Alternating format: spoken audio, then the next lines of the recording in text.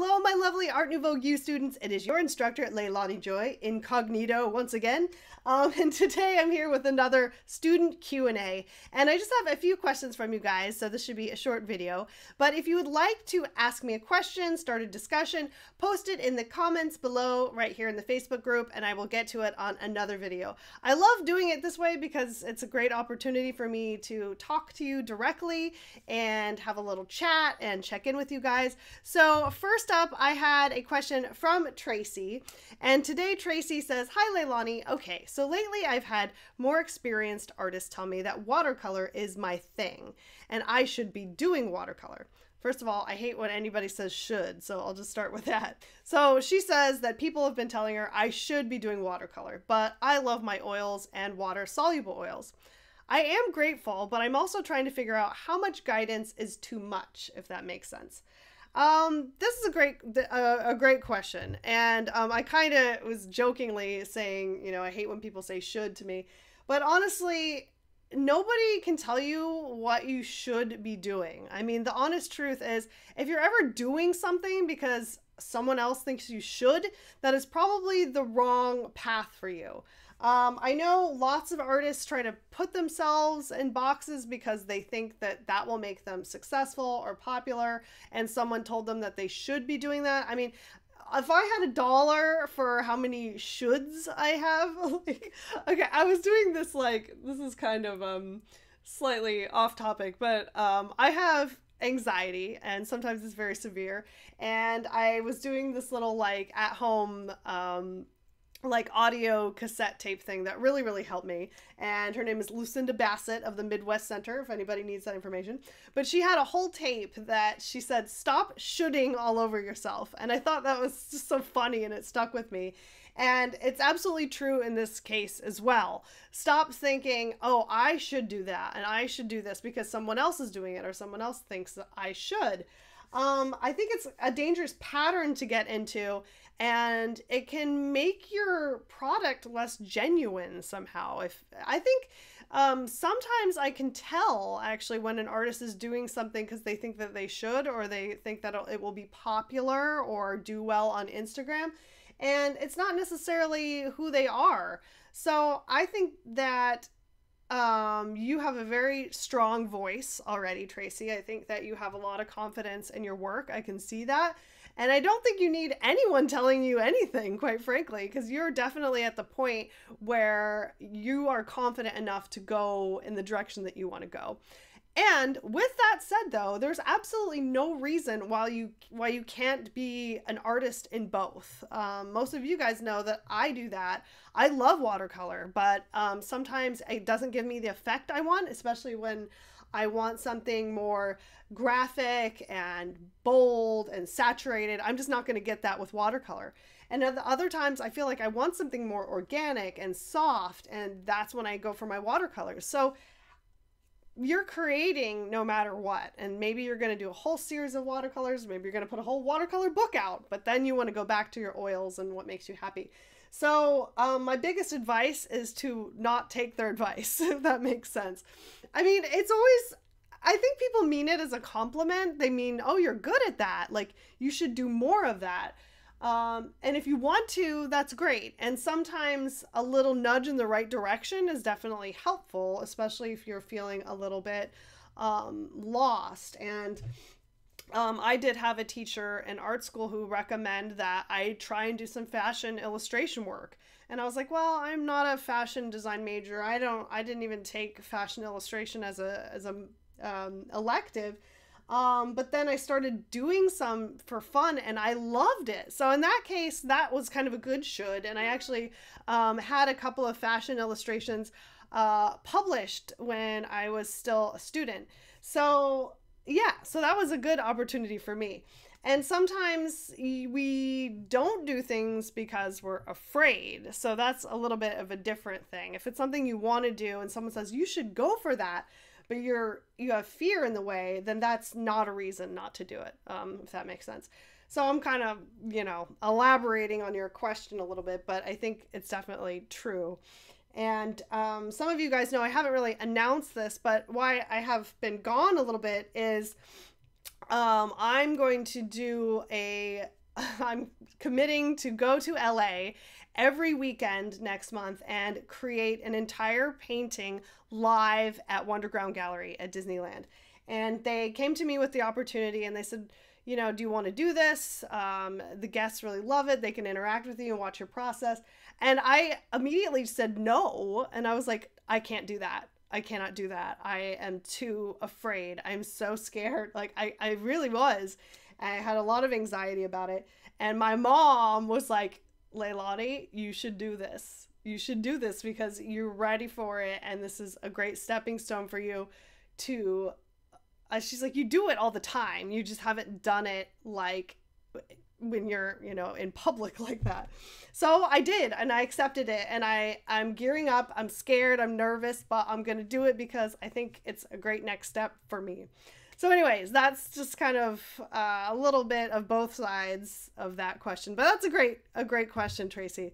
So if anybody has anything else to add, please put it in the comments. I think that's always a tricky one because sometimes you think, well, if that person knows more than me, if they're more experienced than me, then they know what I should be doing. But that's definitely not always the case. And I had a lot of instructors in art school that said I should be doing this and I shouldn't be doing that. You shouldn't be doing anime. You shouldn't be doing just girls in your paintings. You should be hiring models. You should be doing things that are more illustrative. And I didn't do any of those things. And I found my own path. So for me, I've been a lot happier not doing all the shoulds that my more experienced instructors suggested to me. Okay, so that was one question. Luckily, I've only got, I think 3 from you guys today. So Kathy, hello, Kathy. Kathy is my recent graduate who I'm extremely proud of. I think I showed you guys her finished work recently. But Kathy says, hi, Leilani, I'm a fledgling. I love that word. I want to use it more often. Is that actually a word for like a baby bird? I don't know. I think I've heard that before. Okay, Kathy. I'm a fledgling and still finding my style, but I struggle with being confident that a piece is finished. Sometimes I'm impatient and I just want to finish it knowing there are still messy bits, but bits that I can improve. Other times I completely overthink a picture and I get caught up in finding the right flower, color scheme, or whatever to that point, and then I become immobile. Any advice on knowing when a piece is done and how to stop overthinking it? That's a good question, Kathy, because honestly, I think this one is a bit of a happy medium thing. I'm not sure if there's one right answer and one wrong answer. And I think this depends a little bit on what type of artist you are. Okay, I've said before, like, I'm a planner. I'm very analytical. So I like to have it planned out, you know, kind of like you said, choose the right flower, choose the right color scheme.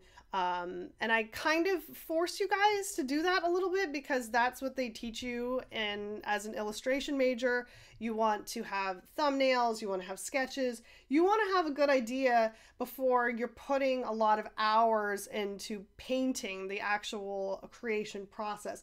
So, and for me, that eliminates a lot of anxiety for me. When I get to painting, I don't want to have paint on my brush and go, I don't know where to put this. I don't know what color I want. I don't know what value, because that to me is terrifying.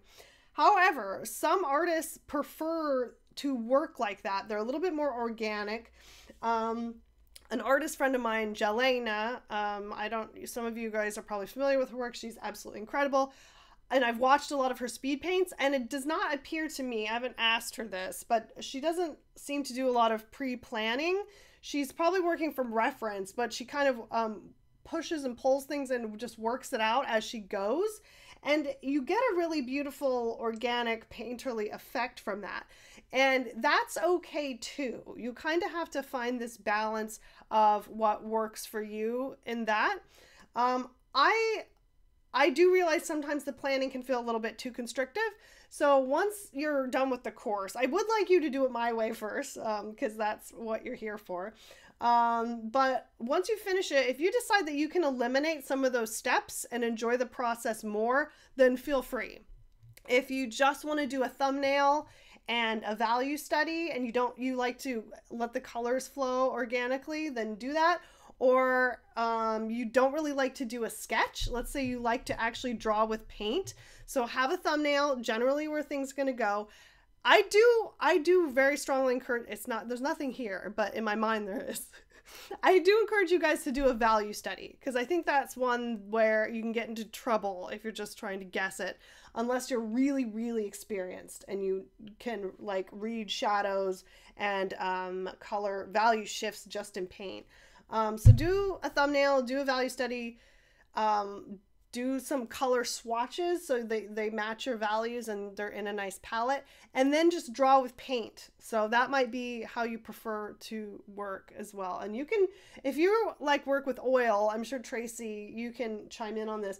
Oil is really forgiving and you can push and pull things and change it as you go. So that might be something that you enjoy more. I personally do not. I feel a little bit uncomfortable when things are not set beforehand. That's why I like to do a very tight drawing and like that drawing. The struggle that I run into sometimes though is that I lose that drawing. I lose the energy of that drawing. So with paint, I have to make some new decisions how to bring in a new energy, if that makes sense. But getting back to your question about trying not to overthink and trying not to overwork a piece, I think is what you're getting at, like just doing too much to it. Set yourself a time limit. Some artists do well with that. They go, okay, at midnight on Friday, that's it. So whatever you have, think of it like Project Runway or something. It's like it's going down the runway as is.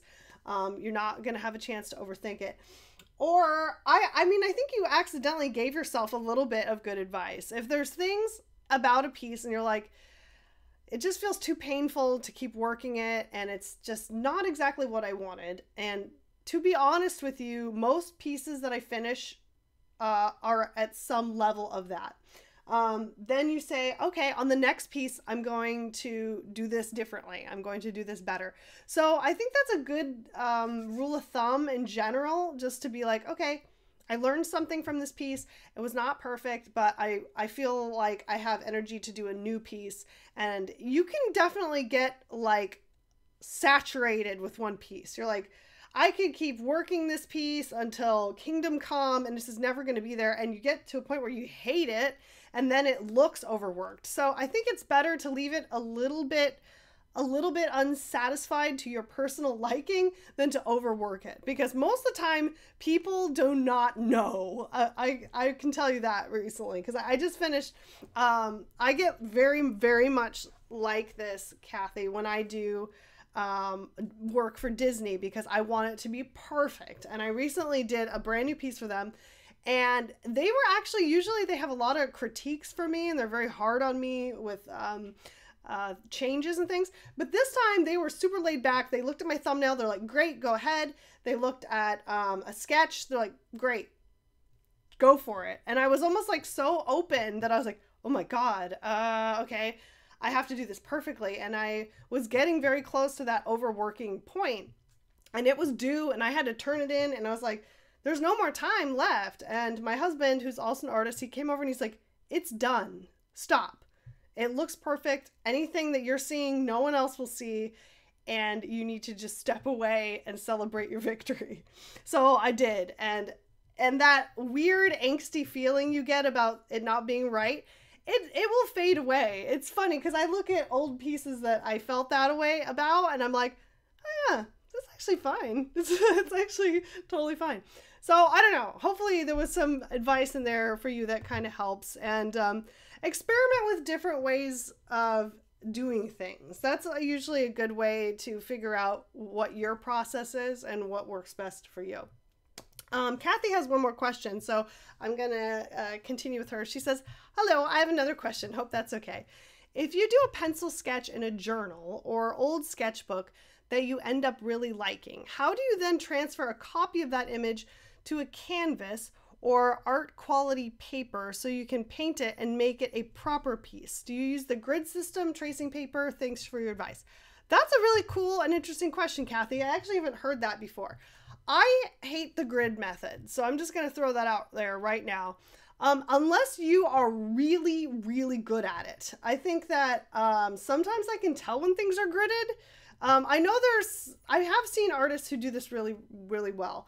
But the artists that do it well, I think, are actually doing a lot of conscious drawing at the same time. They're correcting while they're doing it. Because most of the time, if you try to grid something like verbatim, it's going to get a little wonky. It's going to get, that energy gets lost, that energy that I was talking about. I think it gets even more lost than tracing. I don't know. Experiment with it, but I have never had good luck with gridding. I had to do a couple of like gridding assignments in school, and I always thought they just did not look right. Something gets weird in there. Anyways, so what I would recommend though is either investing in a scanner, a decent scanner. Actually, you can get, hold on, I'm going to show you this really quick. This is a scanner. This is called a Doxy Go, and hey, it's got a website right on there for you, getdoxy.com/DoxyGo. I bought this on Amazon, and it was about $100 actually, but it's worth it because it is a very handy dandy little scanner, and it's pretty high quality scans as well. And you just feed up. It has to be 8.5 by 11, but your sketchbook is probably not bigger than that. So tear the paper out, you feed it through this little guy, comes with a cord, you plug it into your computer, and you have a really nice scan. And you can scan it JPEG or TIFF, whatever you like to, and then print it. You can print it at home. If you don't have a great printer, you might be able to do it elsewhere, like at a printing place, depending on if you have a fine art paper, they might be able to do it for you. I have a Epson Pro printer, which is pretty expensive little dude. I think they're like $800, but they print on watercolor paper. So I am able to print sketches I like on watercolor paper and then redraw and paint on top of them, which I really like to do. Or you could take your sketch and have it, there's tons of these companies now that just print on canvas. This could be an interesting idea for you. Costco even does it. So Costco, I think Walgreens or Walmart or whatever. So put your sketch on, have them printed on a canvas for you, and you could paint on them. They might have like a little bit of a clear coat on them, but I don't think you could hurt it. So I think you can definitely, I embellish on top of mine that I get done through Your Photo on Canvas. That's who does mine. I really like their quality. But you could experiment with that. That might be an idea. But that's my recommendation. I would scan it and print it, or scan it and use transfer paper. You guys know that stuff. I usually have some right next to my desk, but I use Sirol, and there's different kinds of Sirol. I recently discovered the non-photo blue Sirol, which I really like, and I think it's my new favorite thing actually, because it wipes away really easily. It erases really easily. I found that the graphite Sirol is a mess, and I've been using it for years and fighting with it and struggling with it. And this is a great example of, I sent my husband to the art store and he bought the wrong one, but it ended up being better than I usually use. So he's a keeper, I guess. So yeah, the non-photo blue Sirol transfer paper. And that non-photo blue means if you scan it and a little bit of that transfer stuff is showing, it will not scan. So it's really great for transferring because it will be hidden in your image, and it's also easy to paint over and mix in with your paint if you want to just wipe it away. So let me know if one of those things works for you. I can do more of a demo if you need, so let me know if that doesn't answer it for you. Okay guys, last question is from Tracy, and she has another question for us, which is, how do you know when it's time to walk away from someone who seems complimentary but are never happy with anything you do with your art? Ooh, are there a top 3 signs or something? Big hugs to you, by the way. Hugs to you too, Tracy. Oh my goodness. It's hard. I think you're always going to have your critics, right? There's always going to be people that either don't think what you do is legitimate, or they're jealous, or they only care about how much money you're making. I have a family member who, like, I love, but is always like, do you actually make money? Do you sell one of those paintings yet? He actually said that to me once. He's like, do you sell one of those paintings? I'm like, yeah, I sold one of those paintings. It's a lot of those paintings. I pay my rent with those paintings. Okay. But yeah, so I just smile to myself. He's half teasing me, but it's almost like I'm kind of impressed that you're doing that, but I also don't understand it. You know, people don't really, if it was easy, everyone would do it. Okay. That's the thing, that a lot of people are doing jobs that they don't enjoy and don't like. And sometimes it's easier to tear people down that are doing something they love than do it themselves. I don't know. It depends on your, relationship with this person, if you're able to walk away from it. Because if there's someone you have to see a lot, or they're in your family, there's not a lot you can do about it. However, you're going to have people that just never get it. Like I have some of my family members have tons of my prints in their house, and then I have other family members that have never bought anything from me. So they don't like it, or they don't get it, or what have you. But I'm fine with that. I've been doing it long enough that I'm like, if it's not your thing, it's not your thing.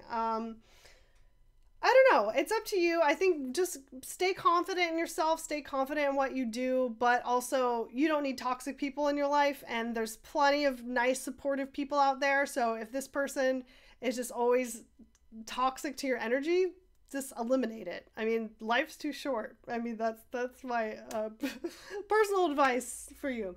Okay, guys. Well, I hope you had a nice little student Q&A chat today. Thank you guys for asking some questions and opening a discussion. It's always great to hear your thoughts and hear where you guys are in your artistic journey. Welcome to my new students. I'm so happy to have you. If you have something you want me to discuss or answer or talk about on one of these student Q&As, please let me know. If you were wondering why I was so dressed for the occasion, it's because I was filming a new Art Nouveau episode today for my YouTube, which will be featuring my High Priestess piece that you guys have seen probably. So you can check out that video very soon on my YouTube. All right, guys. Well, I'll be back again soon. If you have a question, post it below, and I will film another video like next month. Okay, see you soon. Bye.